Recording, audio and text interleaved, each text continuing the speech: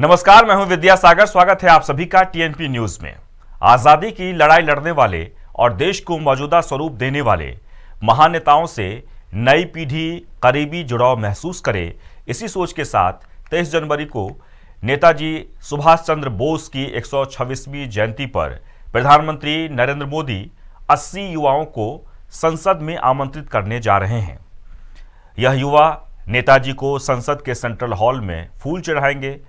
अब केवल नेता और गणमान्य लोग ही नहीं बल्कि आम नागरिक भी इसमें हिस्सा ले सकते हैं।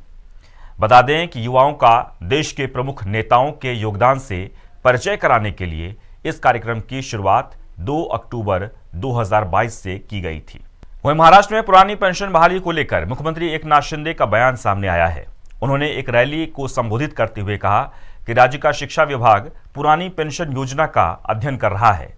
बता दें कि ये रैली आगामी विधान परिषद चुनाव के लिए की गई थी। शिंदे ने कहा कि राज्य सरकार पर काफी आरोप लगाए गए हैं, जिनका जवाब सरकार अपने काम से देगी। पुरानी पेंशन योजना के तहत कर्मचारियों को निर्धारित पेंशन मिलती है। इसके तहत एक कर्मचारी पेंशन के रूप में मिलने वाले अंतिम वेतन के 50% का हकदार है। हालांकि ये राष्ट्रीय पेंशन प्रणाली साल 2004 से रुकी हुई है, जिसको जल्द बहाल करने पर विचार किया जा रहा है। दिल्ली के कोर्ट ने दिल्ली महिला आयोग प्रमुख स्वाति मालीवाल से छेड़छाड़ करने और उन्हें घसीटने के आरोपी को जमानत दे दी है। कोर्ट ने कहा कि मौजूदा अवस्था में आरोपी के खिलाफ समय से पहले सुनवाई करना सही नहीं होगा। कोर्ट ने कहा कि जब जांच अधिकारी ने शख्स को हिरासत में लेकर पूछताछ करने की कोशिश की तो उन्होंने मना कर दिया। इसके अलावा वो पहले कभी अपराध में शामिल भी नहीं रहा है। मेट्रोपॉलिटन मजिस्ट्रेट संघमित्रा ने कहा कि मेरे विचार में अभियुक्त को सलाखों के पीछे रखने से कोई फायदा नहीं होगा, इसलिए आरोपी हरीश चंद्र को 50,000 रुपये का जुर्माना लगाकर जमानत दे दी गई। वह देवभूमि उत्तराखंड में भूकंप के झटके महसूस किए गए। रिएक्टर पैमाने पर भूकंप की तीव्रता 3.8 मापी गई है। भूकंप का केंद्र पिथौरागढ़ के पास का बताया जा रहा है।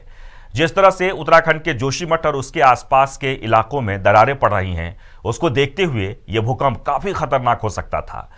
फिलहाल किसी तरह के नुकसान की कोई सूचना नहीं है। गौरतलब है कि इससे पहले 9 नवंबर 2022 को भी पिथौरागढ़ में 4.3 तीव्रता के भूकंप के झटके महसूस किए गए थे। बता दें कि इसका केंद्र उत्तराखंड के पिथौरागढ़ जिले से 90 किलोमीटर दक्षिण पूर्व नेपाल की सीमा के पास था। बता दें कि उत्तराखंड का उत्तरकाशी और पिथौरागढ़ का इलाका भूकंप की दृष्टिकोण से काफी संवेदनशील है।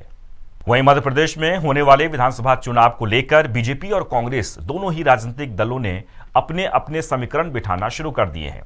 इसके साथ ही जातिगत आधार पर भी वर्गों को साधने की कोशिश लगातार की जा रही है। सूबे में सबसे महत्वपूर्ण आदिवासी वर्ग है। इतिहास गवाह है कि आदिवासी वोट बैंक जिस पार्टी के साथ जुड़ा उसी ने मध्य प्रदेश में सत्ता पाई है। 2018 में जिस तरीके से बीजेपी को आदिवासी बाहुल्य इलाकों में हार का सामना करना पड़ा था, उसके बाद से वह इस बार बेहद सचेत नजर आ रही है। और इसके साथ ही इस बुलेटिन में बस इतना ही, लेकिन खबरों का सिलसिला टीएनपी न्यूज पर लगातार जारी रहेगा। नमस्कार।